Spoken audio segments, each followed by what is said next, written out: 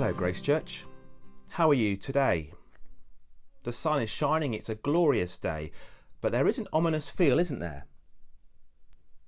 This week we are worried about the growing number of cases. We're expecting the death toll to rise and rise. We're wondering if this weekend, this Easter weekend, will be the peak.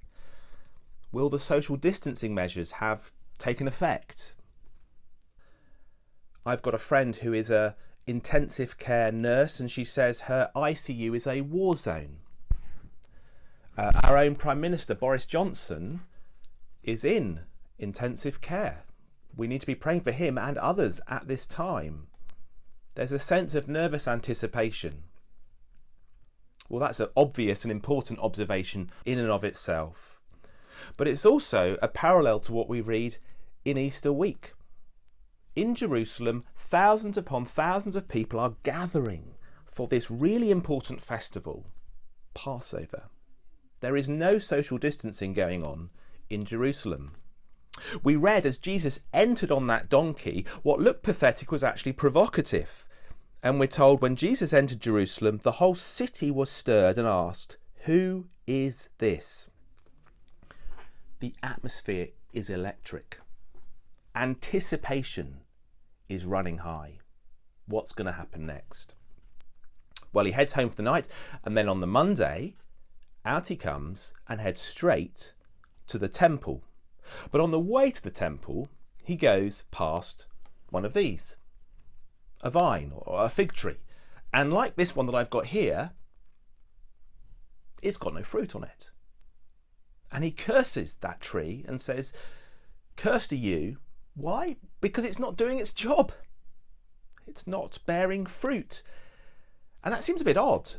But then we realise it's placed next to Jesus' cleansing of the temple. He's causing a ruckus in the temple where he criticises the fact that they are missing the point. God's people are like this vine.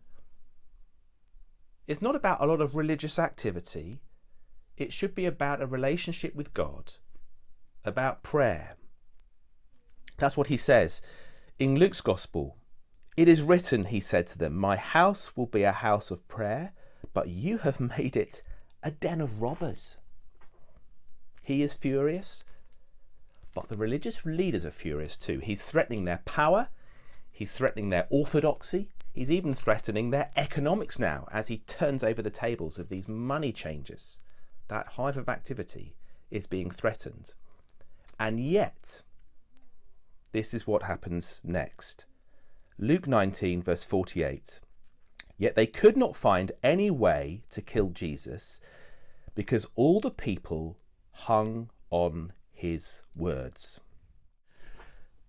Let me take us back to our world now. There are a lot of words about. It is right to be listening to those words. It is right to listen to that slogan, "Stay at home, save lives." It's right to keep aware of what's in the news. But there is an onslaught of it coming, an overwhelming amount of information and opinion.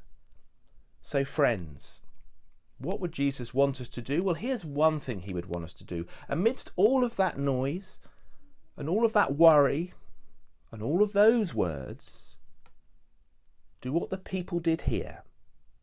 All the people hung on his words. Friends, please try and find time to get your Bibles open. Immerse yourself in this holy week. See what the resurrection is really about. It is our only hope at this really, really testing time for our nation.